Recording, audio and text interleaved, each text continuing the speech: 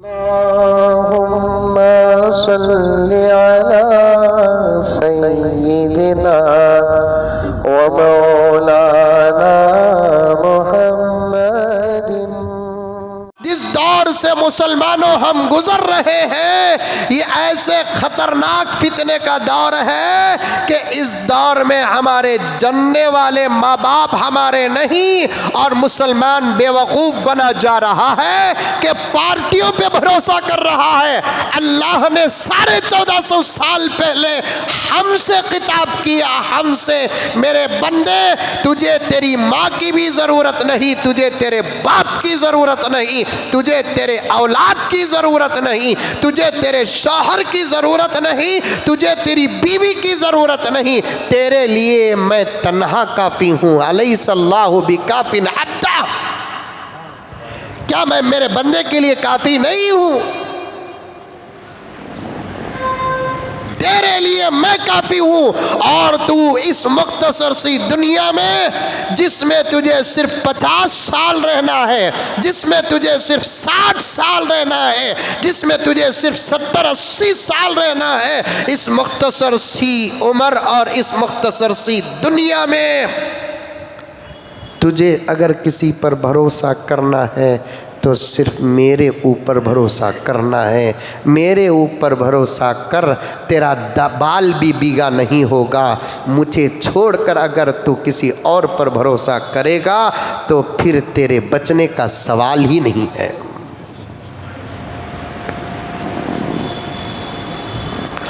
وَعَلَى اللَّهِ فَلْيَتَوَكَّلِ الْمُتَوَكِّلُونَ، اللہ کے نیک بندے صرف اللہ ہی پر بھروسہ کرتے ہیں۔ دل کے نقطے پر بات آ گئی،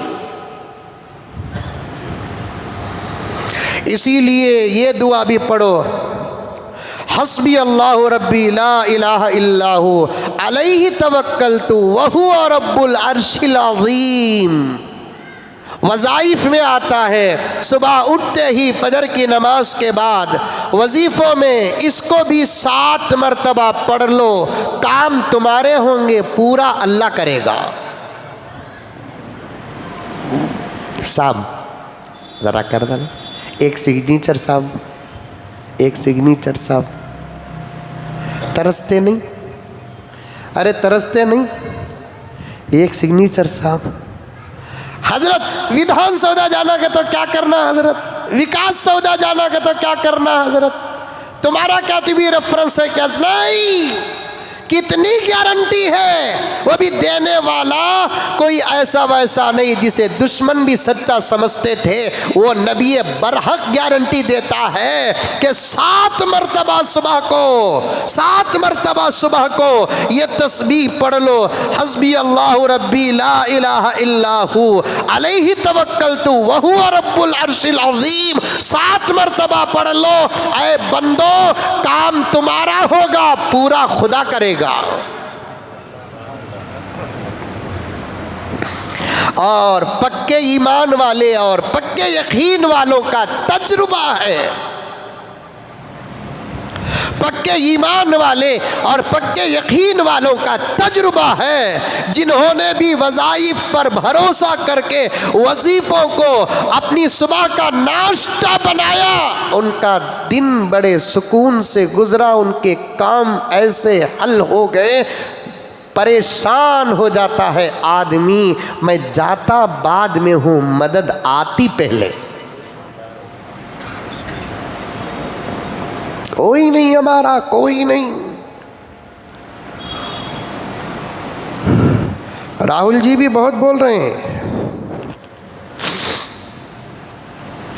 پارلیمنٹ میں، نوح کے بارے کیا کہتے ہیں اسے، منی پور کے بارے میں بول رہے ہیں۔ ایک جملہ، میں حالات پر بھی نظر رکھتا ہوں، مجھے موقع نہ ملے تو میرے کچھ ساتھی ایسے ہیں جن کو میں نے باقاعدہ اس لیے ساتھ رکھا ہوں کہ بھائی حالات کی سچی خبریں مجھ تک پہنچاؤں دلیل اور ثبوت کے ساتھ۔ وہ میرے ساتھیاں مجھے وقتاً فوقتاً ایسی چیزیں دیکھ کر مجھ تک پہنچاتے ہیں، اور پھر میں ایک مرتبہ تحقیق کر لیتا ہوں۔ پارلیمنٹ میں راہل صاحب بار بار منی پور کا تذکرہ کر رہے ہیں، میں نے بھی دیکھا، بھول کر بھی ان کے زبان سے ایک مرتبہ نوح نہ نکل سکا۔ پھر بھی ہندوستان کا مسلمان کہتا ہے کہ ہم کانگریس کے ہیں۔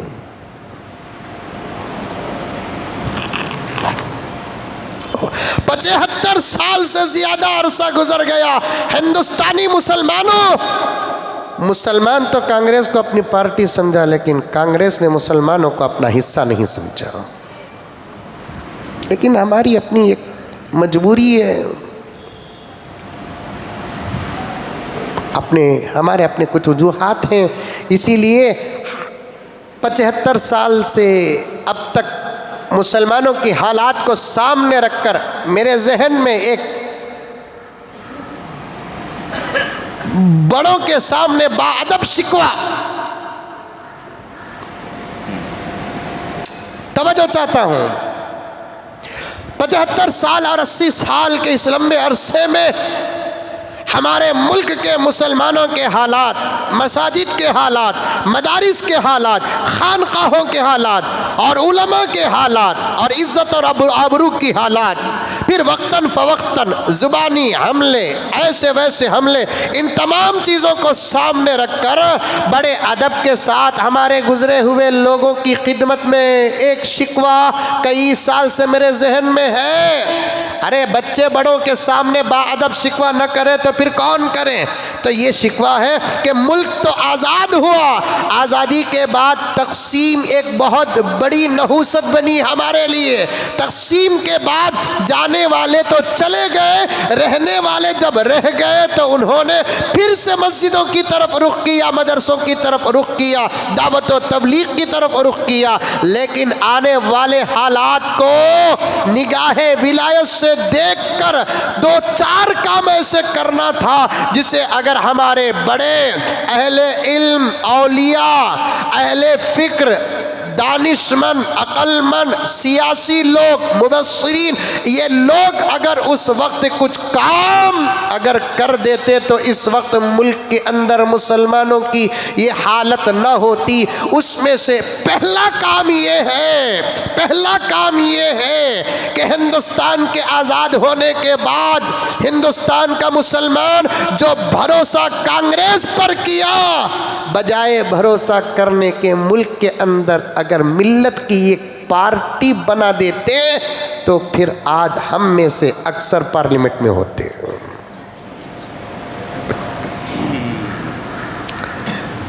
تحریکیں بنائے، تنظیمیں بنائے، مدارس بنائے، بہت اچھا کام کیا، جزاکم اللہ خیر الجزاء احسن الجزاء۔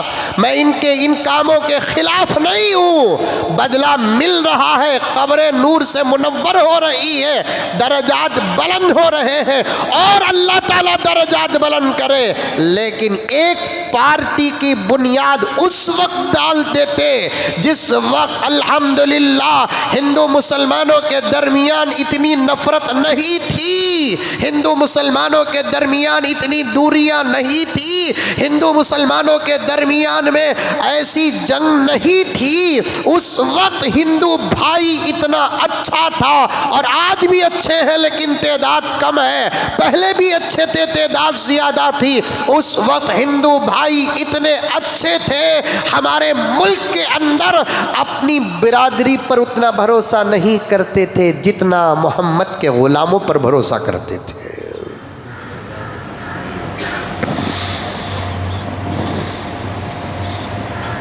میں نام لینا چاہوں تو لے سکتا ہوں پیارو، ایسے پاورفل حضرات اس وقت تھے جو کسی پارٹی کی بنیاد ڈالتے تو اس پارٹی کی طاقت مسلمانوں سے زیادہ ہندو قوم بنتی تھی، اور آج ملک کا امن ہی کچھ اور ہوتا، ملک کا پیار ہی کچھ اور ہوتا۔ کیونکہ حضرت تھانوی رحمت اللہ علیہ فرماتے ہیں، زمانہ کتنا ہی خراب کیوں نہ ہو جائے لیکن ملک چلانے اور سیاست اور حکومت کرنے کی صلاحیت جتنی مسلمانوں کے پاس ہے کسی اور قوم کے پاس نہیں ہے۔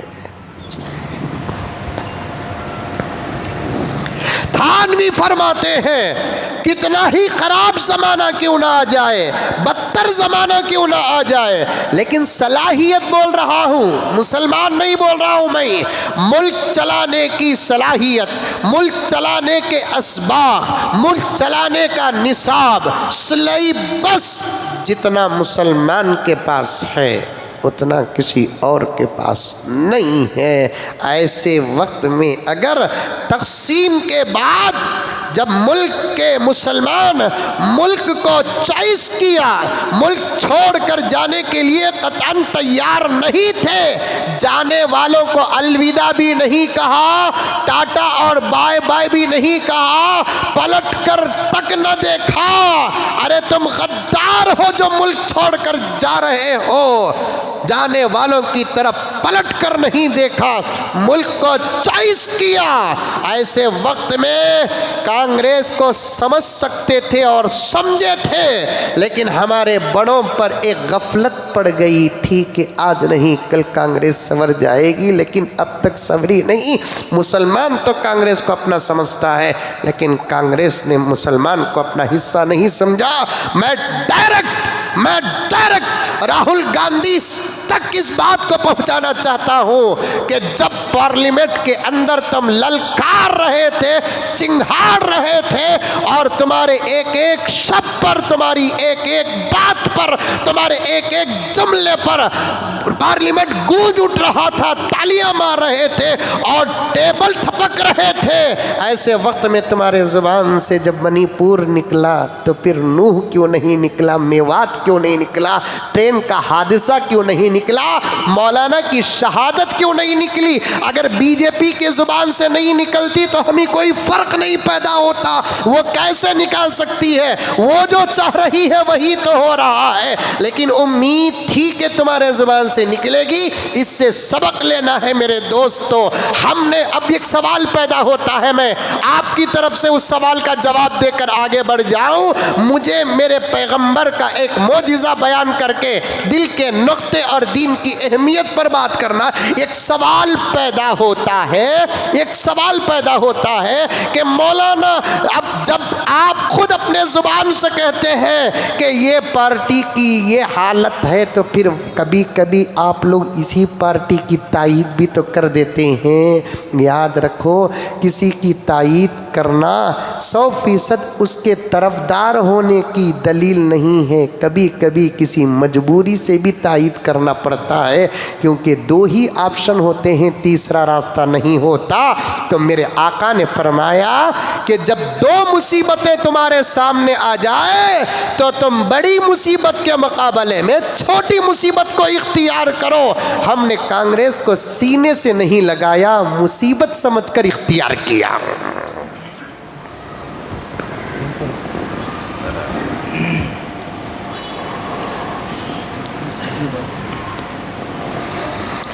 سبق لو، گونگے نہ بنو، اندھے نہ بنو،